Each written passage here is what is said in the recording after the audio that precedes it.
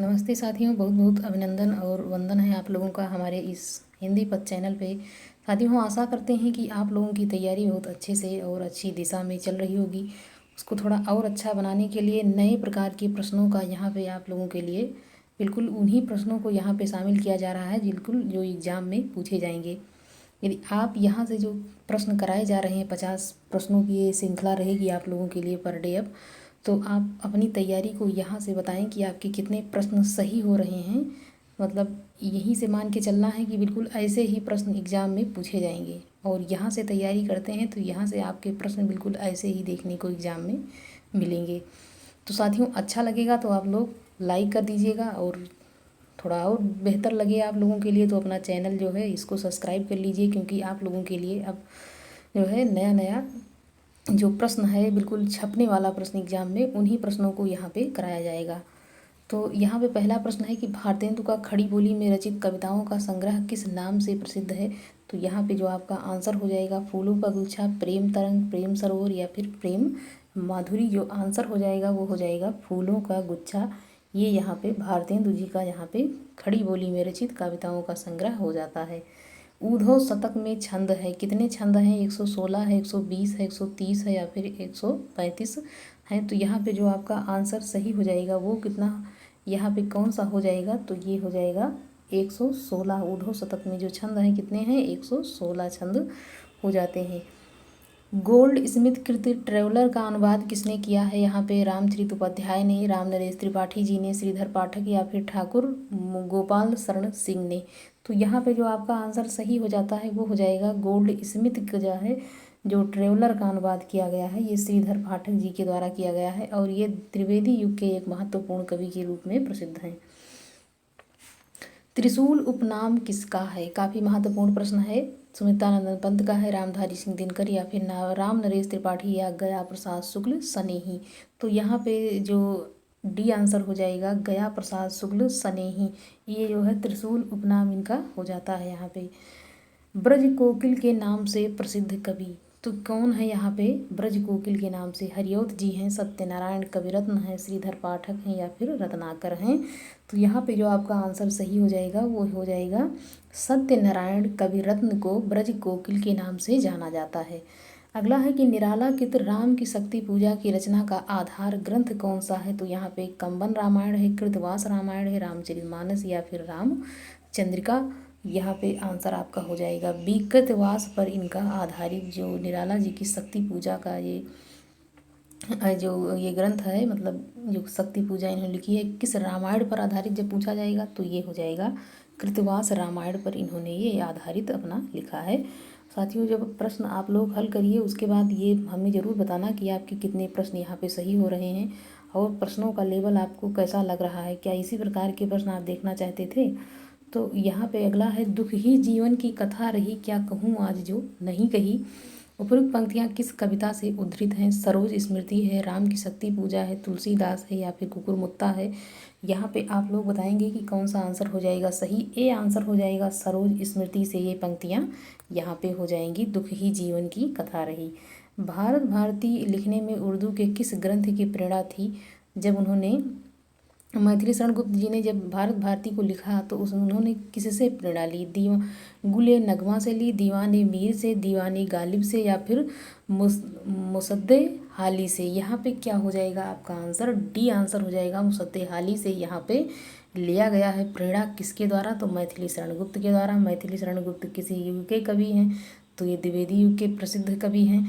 उज्ज्वल वरदान चेतना का सौंदर्य जिसे सब कहते हैं, यह पंक्ति कावायनी के किस सर्ग से है? तो श्रद्धा, आशा, लज्जा या फिर आनंद। तो यहाँ पे जो आपका आंसर हो जाएगा, मतलब कि यहाँ पे जो आपका आंसर सही हो जाता है वो हाँ हो जाता है सी आंसर, लज्जा से लिया गया है। उज्ज्वल वरदान चेतना का सौंदर्य जिसे सब कहते हैं। अगला है समस्या पूर्ति किस युग की विशेषता है? भारतेंदु युग की है, द्विवेदी युग की है, छायावाद युग या फिर प्रगतिवादी युग की? समस्या पूर्ति जो है वो किससे ली गई है? तो यहाँ पे हो जाएगी ए आंसर आपका हो जाएगा भारतेंदु युग। ये काफ़ी महत्वपूर्ण प्रश्न है क्योंकि ये कई बार एग्जाम में आ चुका है। समस्या पूर्ति किस युग की विशेषता है? यहाँ पे अगला प्रश्न है कि जयशंकर प्रसाद कृत उर्वशी किस विधा की रचना है? जयशंकर प्रसाद की उर्वशी किस विधा की रचना है? तो यहाँ पे हो जाएगी गीत काव्य है, प्रगति है, नाटक है या फिर चंपू काव्य है। तो ये क्या हो जाता है यहाँ पे, ये चंपू काव्य के रूप में प्रसिद्ध है। क्या उर्वशी जो है यहाँ पे किसकी? तो जयशंकर प्रसाद की उर्वशी और ये रामधारी सिंह दिनकर की भी उर्वशी है। यहाँ पे है काम मंगल से मंडित श्रेय सर्ग का इच्छा का है परिणाम, तिरस्कृत कर उसको तुम भूल जाते हो असफल सव भव धाम। तो यहाँ पे उपयुक्त पंक्तियाँ कामायनी के किस सर्ग से ली गई हैं? वासना से, काम से, श्रद्धा से या फिर लज्जा से। तो यहाँ पे जो आपका आंसर सही हो जाएगा वो हो जाएगा सी। यहाँ पे किससे? श्रद्धा से ली गई है। पंक्तियों को भी अच्छे से पढ़ लेना और इसको भी ऐसे याद कर लेना कि अगर पूछता है कि पंक्ति कहाँ से है तो कामायनी से हो जाएगी। भारतेंदु का कौन सा कवि पुष्टि मार्ग में दीक्षित था? तो यहाँ पुष्टि मार्ग की बात आ गई। तो यहाँ पे बालकृष्ण भट्ट जी हैं, भारतेंदु हरिश्चंद्र या फिर प्रेमघन प्रताप नारायण मिश्र। तो यहाँ पे जो आपका आंसर सही हो जाएगा वो कौन सा हो जाता है? यहाँ पे जो आपका आंसर सही होने वाला है बी आंसर हो जाएगा आपका। यहाँ पे जो है भारतेंदु हरिश्चंद्र जो हैं ये पुष्टि मार्ग में दीक्षित थे। और भारतेंदु युग के ये प्रवर्तक भी यहाँ पे कहे गए हैं। बकरी बिलाप किसकी काव्य कृति है? तो ये किसकी हो जाती है बकरी बिलाप? यहाँ पे हो जाएगा कि भारतेंदु हरिश्चंद्र की, प्रेमघन की, बालकृष्ण भट्ट या इनमें से कोई नहीं। तो यहाँ पे जो आपका आंसर सही हो जाएगा ए। यहाँ पे बकरी बिलाप जो है ये भारतेंदु हरिश्चंद्र जी की हो जाती है। अगला प्रश्न है हिंदी में स्वच्छंदतावाद का कवि कहा जाता है? किसे कहा जाता है? हरिऔध जी को, रामलला त्रिपाठी, श्रीधर पाठक या फिर राधा कृष्ण दास को कहा जाता है। तो यहाँ पे जो आपका आंसर सही हो जाएगा वो यहाँ पे सी हो जाएगा। और आप लोग जब इसको प्रैक्टिस सेट लगाएं उसके बाद हमें कमेंट बॉक्स में ये बताना ना भूलें कि हमारा कितना प्रश्न यहाँ से सही हुआ है। एकदम सही सही बताना बिल्कुल। तो यहाँ पे राम की शक्ति पूजा की रचना कब हुई है? यहाँ पे हो जाएगा कि सन 1934 में, सन 1935 में, सन 1936 में या सन 1937 में। आपका यहाँ पे जो आंसर सही हो जाएगा राम की शक्ति पूजा कब मतलब इसकी रचना हुई है? तो यहाँ पे सी आंसर हो जाएगा 1936 में राम की शक्ति पूजा की रचना हुई है। किसके द्वारा? तो निराला जी के द्वारा। निम्नलिखित में से किस कवि का संबंध नवगीत विधा से है? तो कुमार यहाँ पे रविंद्र हो जाएंगे, गिरधर राठी, बीरेंद्र मिश्र या फिर महेश्वर तिवारी। आंसर आपका जो सही हो जाता है यहाँ पे बी आंसर हो जाएगा। यहाँ पे नवगीत संबंध विधा से नहीं पूछा गया है नहीं, यहाँ पे नहीं पूछा गया है। क्या ये जो नहीं घुस के बैठा रहता है ये एक प्रश्न ये ले बीतता है यहाँ पे। तो ये जो है क्या हो जाएगा यहाँ पे महेश्वर तिवारी हो जाएंगे, कुमार रविंद्र महेंद्र में ये सब मतलब नवगीत विधा के से संबंधित हो जाते हैं। लेकिन गिरधर राठी यहाँ पे बी आंसर आपका हो जाएगा सही, ये नहीं है इससे संबंधित। निम्नलिखित में से मैथिली शरण गुप्त की कौन सी रचना नायिका प्रधान नहीं है? यशोधरा है, पंचवटी है, साकेत है या फिर विष्णुप्रिया है। तो यहाँ पे जो आपका आंसर सही हो जाएगा वो यहाँ पे बी आंसर हो जाता है बिल्कुल ही सही। यहाँ पे पंचवटी जो है ये नायिका प्रधान नहीं है। रत्नाकर शब्द किस कवि के साथ जुड़ा है? काफ़ी आसान प्रश्न है। हरिश्चंद्र है या फिर जगन्नाथ या फिर बद्रीनारायण या फिर भिखारी दास। तो बी आंसर आपका हो जाएगा यहाँ पे जगन्नाथ दास रत्नाकर हो जाता है इनका पूरा नाम। अगला प्रश्न है निम्नलिखित में से कौन सा काव्य शमशेर बहादुर सिंह का है का नहीं है? यहाँ पे भी क्या है कि यहाँ पे भी क्या कह रहा है नहीं है। तो कुछ कविताएं, कुछ और कविताएं आज अभी आँखों से, काल तुमसे होड़ है मेरी। तो जो उनकी कविता नहीं है यहाँ पे बताना है। तो यहाँ पे जो आपका आंसर हो जाएगा आज अभी आँखों से, ये उनकी कविता नहीं है। और जबकि कुछ कविताएं, कुछ और कविताएं, काल तुमसे होड़ है मेरी, ये हो जाएगा किसका? सब शमशेर बहादुर की रचनाएं हो जाएंगी। जगत सच्चाई सार कविता के रचयिता कौन है? नाथूराम शर्मा हैं, देवी दत्त शुक्ल हैं, श्रीधर पाठक हैं या फिर इनमें से कोई नहीं। तो जो जगत सच्चाई सार है यहाँ पे श्रीधर पाठक जी की ये रचना हो जाती है। ये रचना काफ़ी महत्वपूर्ण है उनकी दृष्टि से देखा जाए तो। यहाँ पे थोड़ा सा प्रश्न आगे वो हो गया है। प्रयाग रामागमन के लेखक यहाँ पे कौन हो जाएंगे? तो यहाँ पे बालकृष्ण भट्ट हो जाएंगे, प्रताप नारायण मिश्र या फिर प्रेमघन। इसमें से कौन सी मतलब के इसके लेखक हो जाते हैं? तो यहाँ पे जो आपका आंसर सही हो जाएगा वो हो जाता है इसमें सी आंसर, प्रेमघन हो जाएंगे इसमें। कलि कौतुक रूपक जो है उसके लेखक कौन हैं? तो कलि कौतुक के यहाँ पे प्रेमघन हैं, प्रताप नारायण मिश्र हैं या फिर बालकृष्ण भट्ट, इनमें से कोई नहीं। यहाँ पे जो आपका आंसर सही हो जाता है, कौन है, कलिकौतुक रूपक के लेखक। बी आंसर आपका हो जाता है यहाँ पे इनका बिल्कुल ही सही।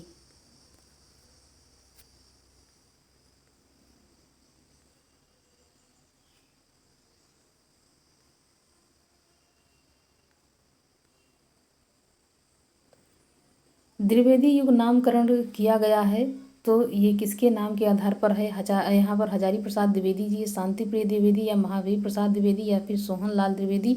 तो यहाँ पे जो 3-4 द्विवेदी हैं, इनमें से आपको बताना है कि कौन से द्विवेदी हैं जिनके नाम पर इसका जो है नाम हो जाता है। यहाँ पे आपका सी आंसर हो जाएगा, महावीर प्रसाद द्विवेदी के नाम से यह जो है द्विवेदी युग का नामकरण यहाँ पे हुआ है। निम्नलिखित में से कौन सी रचना अयोध्या सिंहोध्याय हरिऔध की नहीं है, नहीं पूछा जा रहा है। तो यहाँ पे विचित्र विवाह है, वैदेही वनवास है, चोखे चौपदे, या फिर चुभते चौपदे। तो यहाँ पे ए आंसर आपका हो जाएगा, विचित्र विवाह यहाँ पे आंसर सही हो जाता है। और जितनी रचनाएं हैं सब यहाँ पे हरिऔध जी की रचनाएं हो जाती हैं। द्विवेदी युग का वह साहित्यकार जिसे कविता कामनी और भारतेंदु प्रगेंदु साहित्य सुधाकर उपाधियों से यहाँ पे विभूषित किया गया है। तो ये कौन से हो जाएंगे, तो यह नाथूराम शर्मा शंकर हैं, या फिर भारतेंदु हरिश्चंद्र रामधारी सिंह दिनकर, या फिर सूर्यकांत त्रिपाठी निराला। तो यहाँ पे नाथूराम शर्मा शंकर को कविता कामनी, भारतेंदु प्रगेंदु और साहित्य सुधाकर मतलब यहाँ 3-3 उपाधियाँ दी हुई हैं इनको। ये तीनों में से कोई भी एक प्रश्न के रूप में बन सकता है। तो भारतेंदु प्रगेंदु, साहित्य सुधाकर, यहाँ पे कविता कामनी।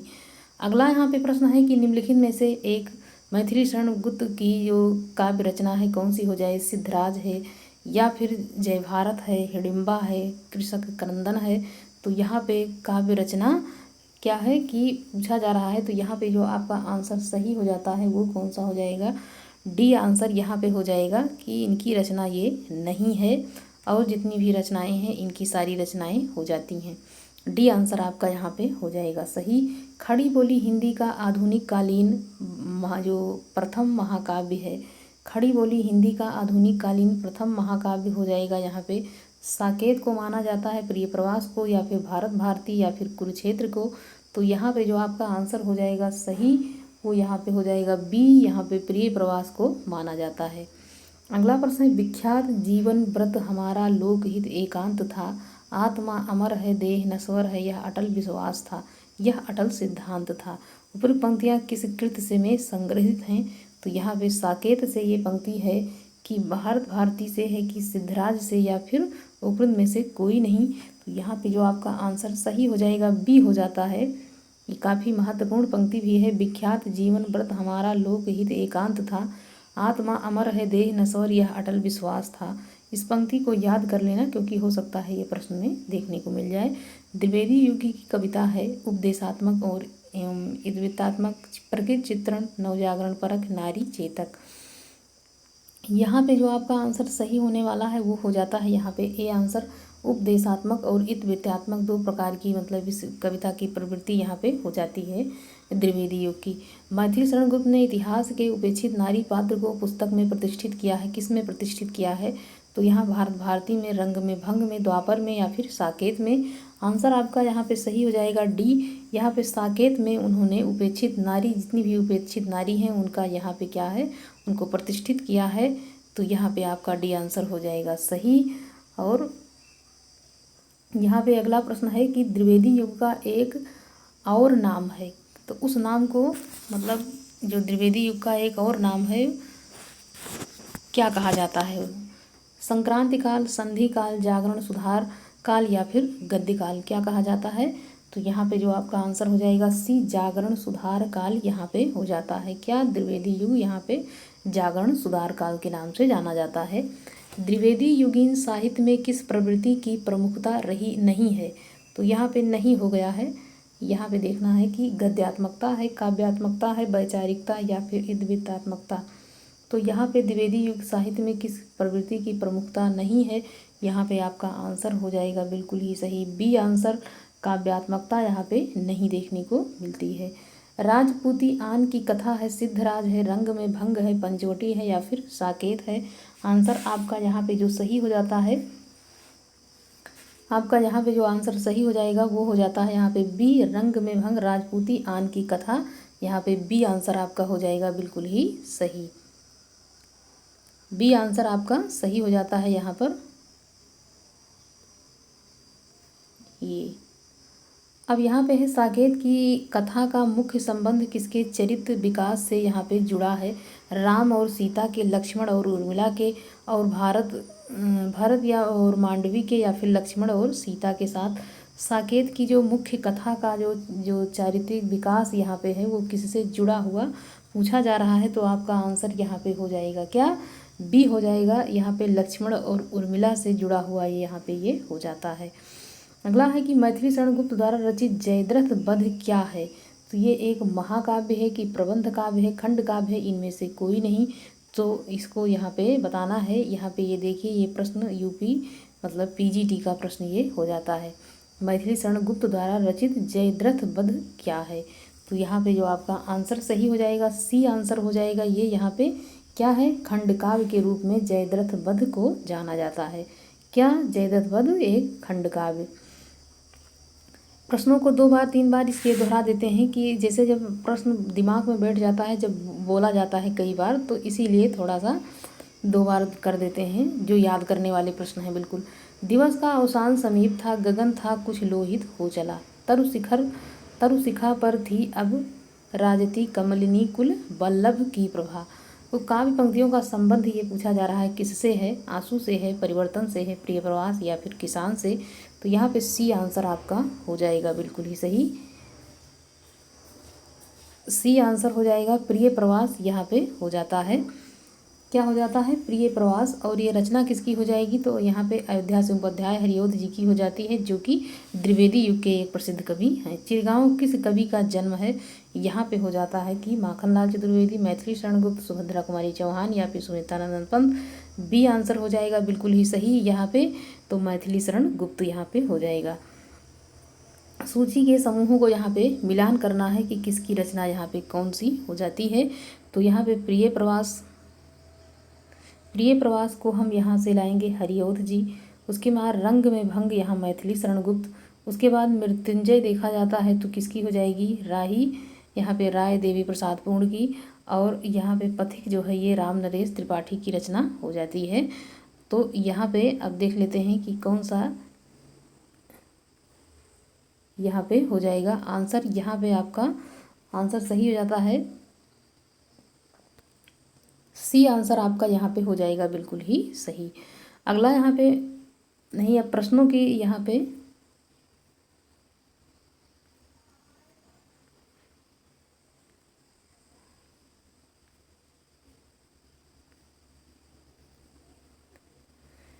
करते तुलसी भी कैसे मानस नाद, महावीर का यद उन्हें मिलता नहीं प्रसाद। उक्त पंक्ति में रचनाकार यहाँ पे पूछा जा रहा है कौन है? महावीर प्रसाद द्विवेदी हैं, अयोध्या सिंह उपाध्याय हरिओध हैं, या फिर मैथिली शरण गुप्त, या फिर सिया राम शरण गुप्त हैं। तो यहाँ पे जो आपका आंसर हो जाएगा सी आंसर। यहाँ पे मैथिली शरण गुप्त की रचना ये हो जाती है। अगला है इतवृत्तात्मकता किस काव्य की युग की प्रमुख विशेषता है? भारतेंद्र युग है, द्विवेदी युग है, शुक्ल युग या फिर छायावादी युग। तो यहाँ पे जो आपका आंसर सही हो जाएगा वो हो जाएगा बी।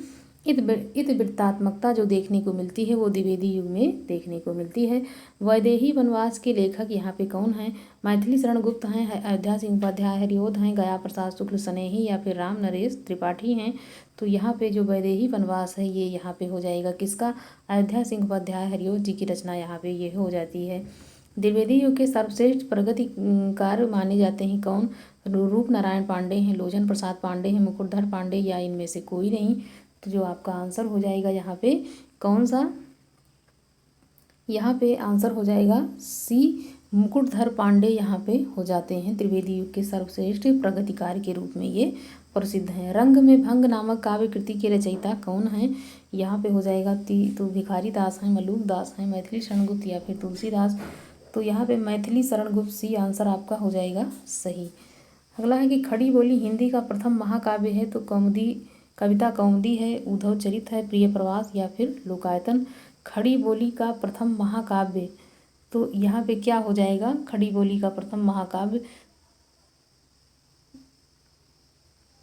यहाँ पे सी आंसर आपका हो जाएगा बिल्कुल सही। खड़ी बोली का जो प्रथम महाकाव्य है ये प्रिय प्रवास हो जाता है।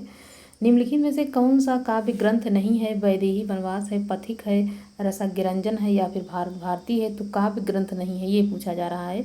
तो यहाँ पे जो आपका आंसर सही हो जाएगा वो कौन सा हो जाता है? सी आंसर हो जाएगा रसज्ञरंजन। यहाँ पे क्या है? ये काव्य ग्रंथ नहीं है। अगला प्रश्न है कि साकेत महाकाव्य का सर्वाधिक मार्मिक सर्ग कौन सा है? ये काफ़ी महत्वपूर्ण प्रश्न है। तो षष्ठ है या फिर सप्तम या अष्टम या फिर नवम है। तो जो आंसर आपका सही हो जाएगा यहाँ पे सी आंसर हो जाएगा। डी आंसर हो जाएगा बिल्कुल ही सही। नवम सर्ग यहाँ पे हो जाएगा। अयोध्या सिंह उपाध्याय हरिओं द्वारा लिखित काव्य ग्रंथ है, पथिक है, कनुप्रिया है, चोखे चौपदे या फिर वासुदत्ता।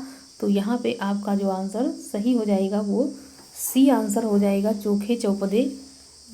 चोखे चौपदे जो रचना है ये अयोध्या सिंह उपाध्याय हरिओं जी की रचना यहाँ पे हो जाती है। द्विवेदी युग के संपूर्णतः प्रतिनिधि कवि कौन है? तो यहाँ पे जो द्विवेदी युग है उसके प्रतिनिधि कवि के रूप में किसे जाना जाता है? श्रीधर पाठक को, अयोध्या सिंह उपाध्याय हरिओं, मैथिली शरण गुप्त या इनमें से कोई नहीं। तो यहाँ पे जो आपका आंसर सही हो जाएगा ये प्रतिनिधि कवि के रूप में मैथिली शरण गुप्त जी को जाना जाता है, जिनकी कई रचनाएं काफ़ी प्रसिद्ध हैं। भारत भारती में किस भावना की रूपरेखा प्रस्तुत की गई है? ये प्रश्न काफ़ी महत्वपूर्ण है, ये वेरी इंपॉर्टेंट मान लेना, क्योंकि ये कई बार प्रश्न देखने को मिल चुका है इस प्रकार के एग्जाम में। दैन्य भावना है, राष्ट्र भावना, प्रेम भावना या फिर भक्ति भावना। तो यहाँ पे राष्ट्र भावना देखने को मिलती है भारत भारती में। तो साथियों यहाँ पे पूरे 50 प्रश्नों को आप लोगों के सामने यहाँ पे प्रस्तुत किया गया है। यदि आप लोग चाहें मतलब ज़्यादा पढ़ के अगर बोर नहीं होते हैं तो प्रश्नों को थोड़ा सा और बढ़ाया भी जा सकता है। 50 से 60 या 70 प्रश्न भी किया जा सकता है। तो आप लोग अपनी प्रतिक्रिया यहाँ पे ज़रूर बताएं कि आपको प्रश्न कैसे लग रहे हैं या आपकी तैयारी के लिए इस प्रश्नों का लेवल क्या है और कितना सही हो रहा है, ये ज़रूर हमको ज़रूर बताना। धन्यवाद।